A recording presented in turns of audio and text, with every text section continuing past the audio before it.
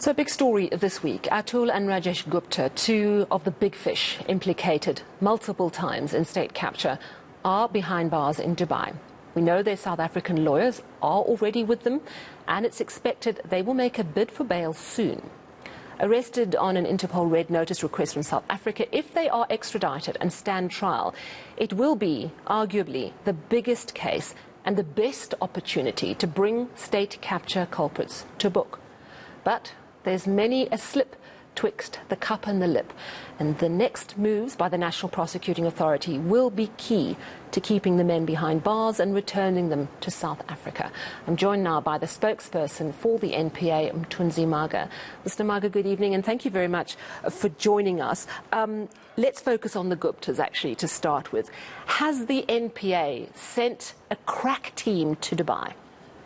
Good evening, Sally. It is very much important that before we get to that, I update the nation on the status of the process currently.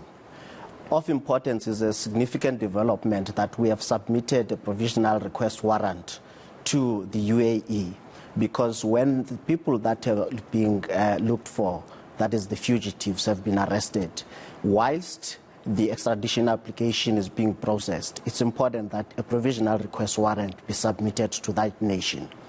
And in terms of our treaty that South Africa signed with the UAE, we have 60 days within which to submit an extradition application to them.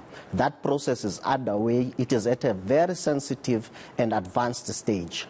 To answer your question, we have assembled a team of prosecutors that are experienced in extradition and mutual legal assistance processes. We have assembled a team that is also made up of international law experts whose understanding and experience and expertise in international law and extradition is beyond reproach. So you can be rest assured as the nation that those responsible for state capture, those responsible for the alleged corruption will be held accountable. The immunity is not going to be a given at all. We're going to ensure that we bring them to South Africa alive and answer to the charges that will be preferred against them.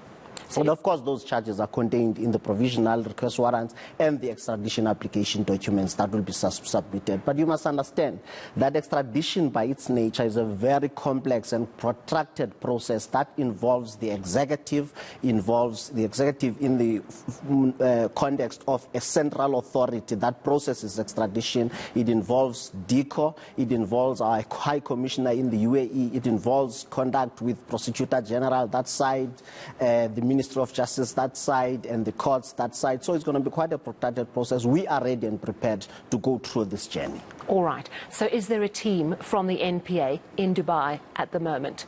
That detail, unfortunately, I'm not at liberty to disclose at this stage. Why not? But of importance is the fact that we have a team that's working on the process, and it is very much involved. It is a very sensitive and advanced Why stage. can't you tell us if there's an NPA team over there? We know that the Gupta South African lawyers are there right now. Surely it's important to be on the ground, to have those meetings face to face, particularly as it is a sensitive, complicated and long-winded process. It's important, Sally, to understand that we are dealing with a very sensitive and quite a complex process here. We are in touch and engaging with the relevant authorities in Dubai and here in South Africa, and our team is engaged with the process in Dubai and in South Africa. But not actually in Dubai? I am not going to be able to disclose that information at this stage. It's a maybe. Okay, you're giving me a firm maybe on whether you have a team there. Look, it's good to know you've got top people. Can you give me their names? We've got Anton Caps SC working with the team. But others are people that I'm not comfortable in disclosing at this stage.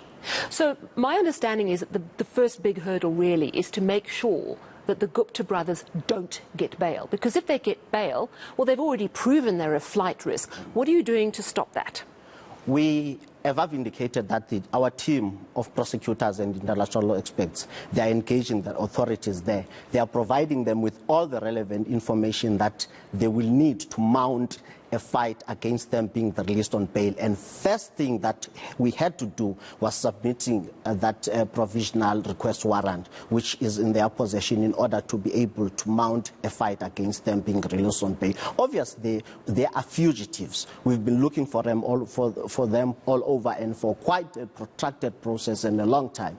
And also, you must understand, once you are on the Interpol red notice, you are obviously a fugitive and a flight risk, and granting that person bail will not be in the best interest of justice at all.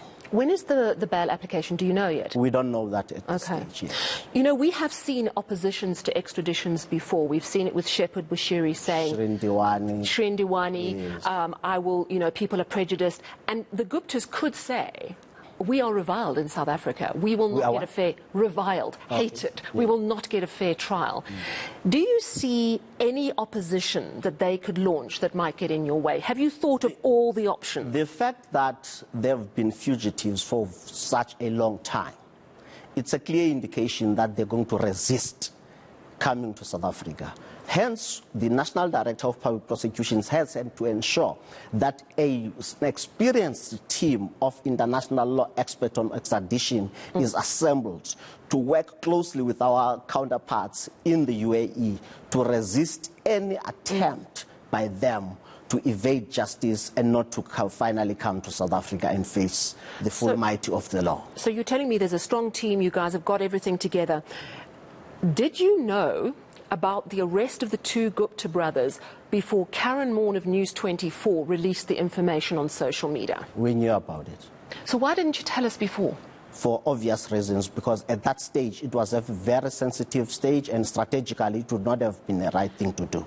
But didn't you want to take the narrative in your own hands rather than have a journalist? Because basically it's Karen's information that pushed all of you to then scramble and then say, yes, it's actually happened. Remember, we have a treaty with UAE, and whatever is on the Interpol, there are a lot of road players that need to be consulted in this complex and very involved process.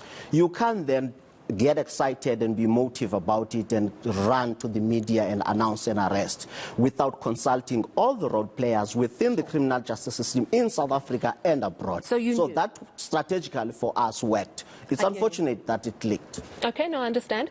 You knew beforehand. Talk to me about the charge sheet. I interviewed Glynis Breitenbach, now the DA, formerly of the NPA, and she said, because the charge sheet currently, my understanding is it deals to matters relating to the Estina dairy farm, and while it's a few million, it's not the big fish of the Escoms and the Transnet and the prices.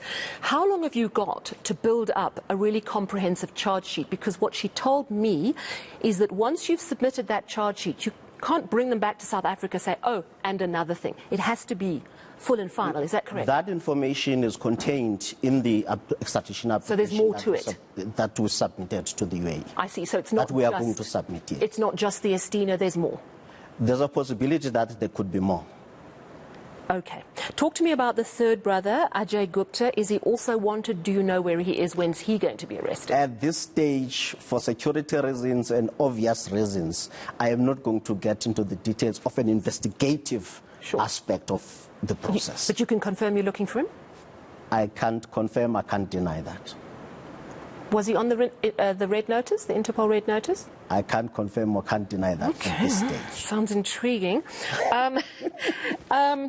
I have to ask you about another matter, and it's the Senzo Mayiwa trial. And I ask this thinking of the family that desperately want justice. It has been an extraordinary first few weeks.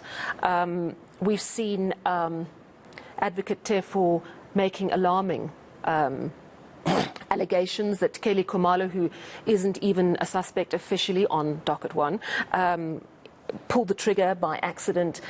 We've heard him swear in court, ask for a trial within a trial.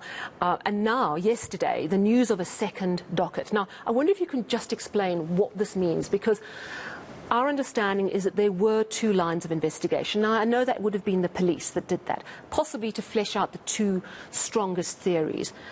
Our understanding then is that the NPA looked at all this and said, right, this sounds like the right version, which is obviously why these 5 men linked, we understand, through the bullet found at the site and the gun that was found in a later crime. and haven't moved to arrest the people in the house. So talk to me about 2 dockets in 2 separate jurisdictions, how this happens and what it actually means for the case. Because after nearly 8 years, this family deserves justice, and it seems quite bizarre and all over the place at this point. 2 things, Sally. One, currently the matter is before the court, and there is a rule called sub judice, which means that issues that emanate from a pending trial cannot be ventilated in another platform that includes the media. We will allow the court to deal with that issue. Secondly, the National Director has requested a report given the interest that has been generated by what transpired yesterday in court. Upon reflecting on that report, we'll make a determination of how to deal with the matter moving forward. Okay, so you're going to look at it and have a think. I have to ask you one final question. We watched what happened in Parliament this afternoon. We've seen the furore over this robbery from the President's farm, the allegations from Arthur Fraser that he covered it up, intimidated the people who stole the money and was holding a lot of forex. Obviously, it all has to be proved. But if police, because we know they're investigating, come to the NPA and they hand you a docket saying, we think there's enough to press charges, can you say with your hand on your heart as the NPA that you will proceed as if he was any other citizen of the Republic of South Africa? 2 things, Sally. One, the matter currently is with law enforcement. And as the prosecutorial component in the scheme of things, it would be inappropriate of us to comment on that and would rather be speculative. But as the NPA, we are constitutionally mandated to follow evidence. So of importance is the fact that as and when the matter is presented to prosecutors, we will deal with it as at that stage. And he wouldn't get any special treatment? We've never treated anyone special in the NPA. We prosecute without fear, favor or prejudice, and that applies to everyone because all are equal before the law. Thank you so much, and thank you very much for joining me in studio this evening. It's been an absolute pleasure. Spokesperson for the NPA, Mthunzi Mhaga there.